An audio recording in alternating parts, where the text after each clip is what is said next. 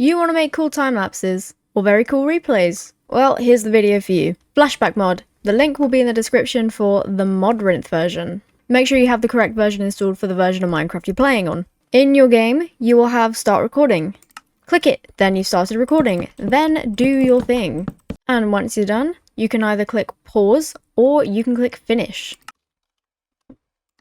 Clicking pause will obviously pause the flashback. You can then unpause this at any moment and there'll be basically a jump cut in your flashback. Now what you want to do, save and quit, and then on your title screen there will be this icon. Here are all of your replays. This orange means that you have a conflict of mods. These flashbacks were made for my super flat world, which does not have the mods that I currently have installed. Now if we click on this like any other normal Minecraft world, this is where you start. You can move around just like you do in normal Minecraft, but if you want to move this you have to left click and drag. So then you can play, and it'll play it in real time. And you can see here, it does actually work with modded blocks. The first thing I usually do is over here, render name tags, turn off, but also player list. See, this really helps when you have a bunch of players and you just want to focus on one. You can hide or show. Render blocks, gets rid of the blocks. Entities, gets rid of the entities. Players, and then I don't have any particles in the world to show you, but if I take away the sky, that's very, very green. Override FOV. This is very good. I use this one for thumbnails, but you could also add a keyframe, which means along this timeline, it changes. The override time is fantastic for time lapses, because if you don't override the time and set it to either day or night or whatever it is, this is what your time lapse will look like. Overriding the weather is also a very good one for thumbnails and time lapses. Now, down here onto the elements. When making a time lapse, I personally always add the speed first. Now, if I want the speed to be at the beginning, add keyframe here, you can see this is where the marker is. Speed it up to 10. And then camera.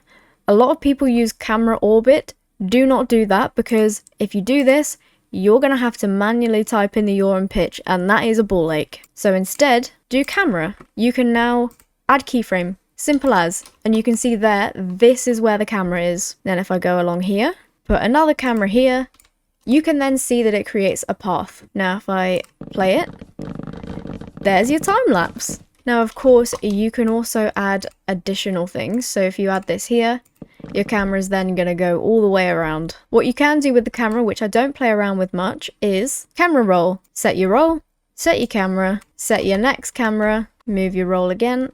There you go, and there you go. It's a bit disorienting, but if that's what you want, then that's what you want. You can turn on the rule of thirds to help you if you wanted to like perfectly get this in the right place. Or you can line it up right in the center. And if you click F1, you can just move around like normal Minecraft. This is how I get my thumbnails. I go into F1 and then I just press F2 to screenshot. Now this, of course, is made by the people who made the Axiom mod, which is why it's got a very similar setup. It also is shader compatible. So if we press O, because I'm using Iris and Sodium, and then if we select any shader, there you go, you have your shaders on. Now of course there is a time-lapse button down here, but I personally find it easier to just do the speed and camera. You can of course color code your tracks. I never bother because I only ever really have 2 tracks. Now let's just make a very quick little video. Let's watch that. I feel like adding some shaders. Let's go Hysteria. Flashback does work with Voxy, but obviously not every shader pack works with Voxy. That's kind of the problem here, but you can go into your options as normal and turn it off if you like. So now to export this, you go up here to File, Export Video. I would keep this at 60 frames per second, just because if you increase or decrease the frame rate, things can get a little bit tricky if you want to further adjust the speed in your editing software. There is an option to record audio. Now Flashback can actually record voice chat, and I will show you that in a moment. I'm not going to export with audio for this one. Start export, and then you can't see, but it's taken me into my folder that I have selected for the flashback files to go. And then if I just name it, click save, and then if I go back into Minecraft, it starts exporting it, and it's very helpful. It plays it as it exports just so you can tell if something is wrong. Now this is exported, let me show you the finished result. If you come here, if you override the time to night, or if your flashback is in night anyway, you can add night vision, which is very helpful. Now I will show you how to record voice chat. Go into Flashback, Flashback options. If you go to recording, record voice chat on. Let me show you what this looks like. I have up here my friend Jacob and I in our Mace Arena. This is what the voice chat sounds like. 4 big guys. What do they There's remind white you of? behind I don't them. know. Oh, What do you it's mean? Help! It is! It's the Beatles! That's so cool. As you can see, this feature is very, very useful because sometimes I blow my mic. OBS does not like my loud voice sometimes, so here when I said, it is! The voice chat on the flashback picked it up, but my microphone in OBS did not. Also down here, this track entity feature is a little bit difficult to actually get to work. As you can see, there's very specific things that you have to do to get your very specific angle. It's very tricky, but this is what I managed to do. They not have the voices.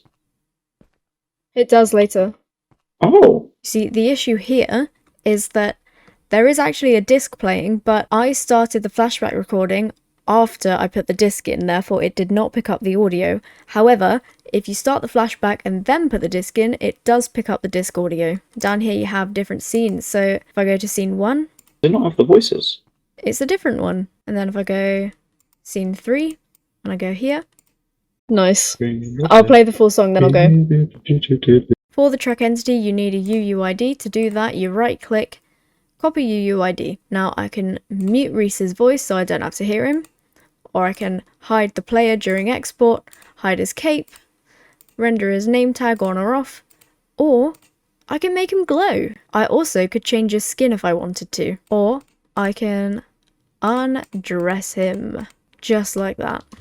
No more mumbo jumbo tash. Or I can even, as simple as, take stuff out of his hands, or take his armor off. You can also, of course, turn on a boss bar if you're in a boss fight, turn on chat, whatever it is. Now, that is it for this video. I only wanted to go over the basics today, so if you would like something specific, or a more in-depth tutorial, do let me know. Also, check out my Wizard of Oz series. This is the latest part of the build. Do consider subscribing, and I will see you in my next video. Goodbye.